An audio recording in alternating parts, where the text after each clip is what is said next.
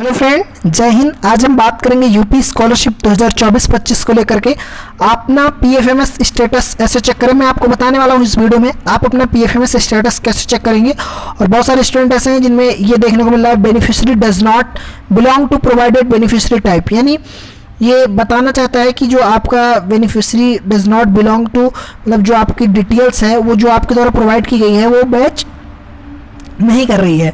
समस्या का मतलब क्या है, इसका क्या मतलब है कि पैसा आप लोगों का आएगा नहीं आएगा, रिजेक्ट हो जाएगा, वेरीफाई रहेगा और रिजेक्टेड शो हो रहा है तो अमाउंट कितना आएगा, क्या होगा, सारा कुछ हम आपको एकदम डियर स्टूडेंट इस वीडियो में एकदम क्लियर बताने वाले हैं। बट उससे पहले आपको बताएं कि अगर आप इस चैनल पर नए हैं तो चैनल को सब्सक्राइब कर दीजिए, वीडियो को लाइक एंड शेयर कर दीजिए, जिससे आपको आने वाली हर एक वीडियो टाइमली मिलती रहे।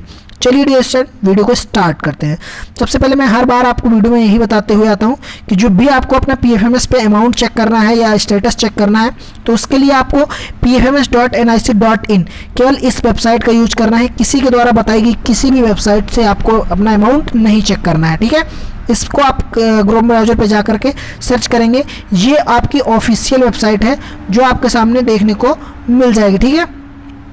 उसके बाद में जब आप थोड़ा सा इसको स्क्रॉल करते हुए जाते हैं तो आपको यहाँ पे तीन तरह के ऑप्शन देखने को मिलते हैं। नो योर पेमेंट, यहाँ से आप चेक कर सकते हैं कि आपका अमाउंट कितना आएगा। डीबीटी स्टेटस ट्रैकर, यहाँ से आप अपने स्टेटस देख सकते हैं पीएफ के आपके स्कॉलरशिप फॉर्म का क्या स्टेटस है, आया है कि नहीं आया है। जीएसटी, जो जीएसटी इन ट्रैकर है ये क्या है, ये आपका वो चीज़ें होती हैं जैसे मान के चलिए आप कि ये जो आप शॉपकीपर होते हैं, दुकानदार होते हैं, उनको एक जीएसटी नंबर मिलता है, वहाँ से वो अपनी जीएसटी ट्रैक कर सकते हैं, ठीक है। तो इसके लिए आपको क्या करना है कि डीबीटी स्टेटस ट्रैकर इस वाले पे क्लिक करना है। जब आप इस वाले पे क्लिक करेंगे तो आपके पास कुछ इस तरह का पेज ओपन हो जाएगा। वन बाय वन सारी कुछ आपको देखने को मिल जाएगा कि यहाँ पे बेनिफिशियरी स्टेटस और DBT status of beneficiary and payment details ये देखने को मिलेगा। यहाँ पे दो ऑप्शन आपको बेनिफिशियरी वैलिडेशन, पेमेंट और कैटेगरी में जब आप ओपन करते हैं तो बहुत सारे ऑप्शन देखने को मिलते हैं जिसमें आपको सेलेक्ट करना है any other external system. Any other external system जब आप सर्च करेंगे देन आपके पास में ये ओपन हो जाएगा। वहीं पर डीबीटी स्टेटस ट्रैकर में जब आप जाएंगे तो यहाँ पे पेमेंट वाले पे क्लिक करना है, ठीक है। जब आप पेमेंट वाले पे क्लिक करेंगे तभी वो आपको वो प्रॉब्लम देखने को मिलती है। यहाँ पे एक ऑप्शन देखने को मिलेगा इंटर एप्लीकेशन आईडी, यहाँ पे आपको अपना एप्लीकेशन नंबर डाल देना है जो कि आपका रजिस्ट्रेशन नंबर रहा होगा, स्कॉलरशिप फॉर्म का रजिस्ट्रेशन नंबर। उसके बाद में यहाँ पे नीचे देखेंगे वर्ड वेरिफिकेशन में यहाँ पे आपको कैप्चा डालना है। कैप्चा डालने के लिए करना क्या है, जो ऊपर आपको छोटे छोटे वर्ड्स लिखे होते हैं ना लेटर, इनको यहाँ पे उठा करके एक वर्ड बना के यहाँ ले देना है। देन यहाँ पे आपको सर्च करना है। जैसे आप इनको फिल करके सर्च करेंगे तो आपके पास या तो इस तरह से पेज ओपन हो जाएगा या फिर नो रिकॉर्ड फाउंड शो होगा। अब नो रिकॉर्ड, पहले बता दूं कि नो रिकॉर्ड फाउंड शो होगा तो क्या करना है।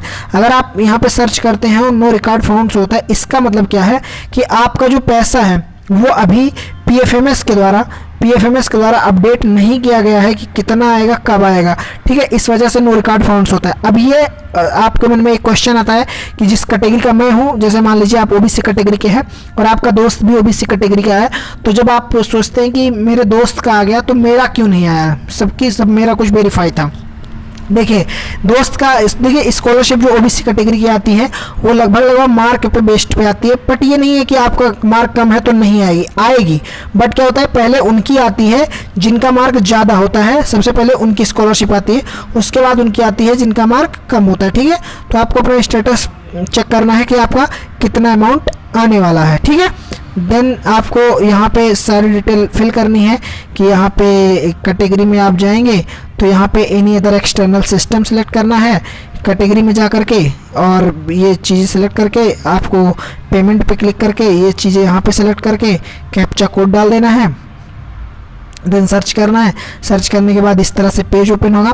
अगर आपके फॉर्म में यहाँ पर रिजेक्टेड शो हो रहा है कि यस हो रहा है रिजेक्टेड, ठीक है, तो इसका मतलब है कि आपका जो फॉर्म है वो रिजेक्ट है पीएफएमएस की तरफ से। बट इसके लिए आपको अपनी डीबीटी स्टेटस चेक कर लेना है और एनपीसीआई, क्या डीबीटी और एनपीसीआई ये चेक करने के बाद में आपके पास क्या होगा, एक पेज ओपन, अगर आपकी एनपीसीआई एक्टिव होगी।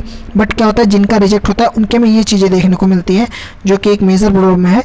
UID does not belong from same beneficiary from beneficiary file. Beneficiary, अब इसके लिए करना क्या होता है, लिखा हुआ है कि सोल्यूशन आपका है कि correctness status of his and her Aadhaar detail. यहाँ पे कहता है कि आधार डिटेल से आप उसकी डिटेल्स सेलेक्ट कर सकते हैं, सही या गलत चूज कर सकते हैं।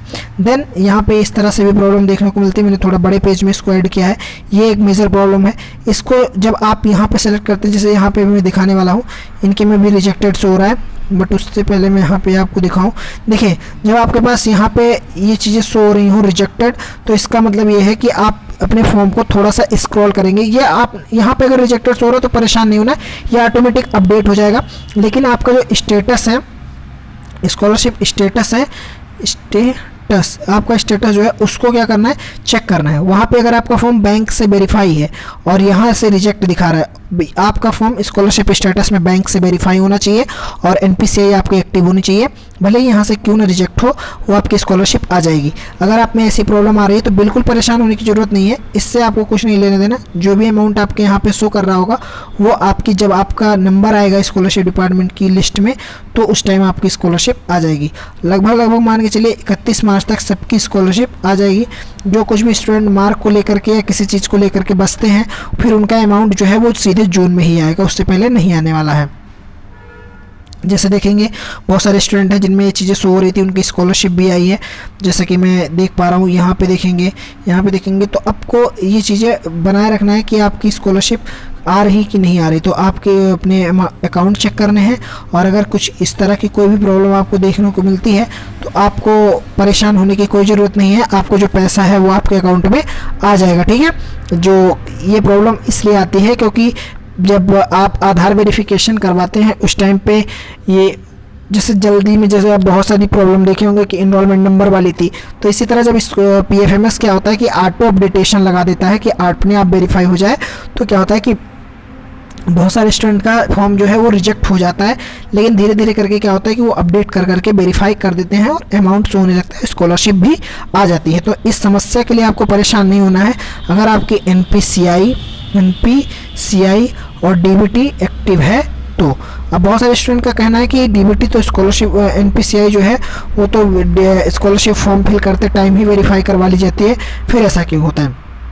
देखिए जब आप स्कॉलरशिप फॉर्म को फिल करते हैं उस टाइम आपका टाइम जो होता है वो मान के चलिए अगस्त या सितंबर या जुलाई होता है।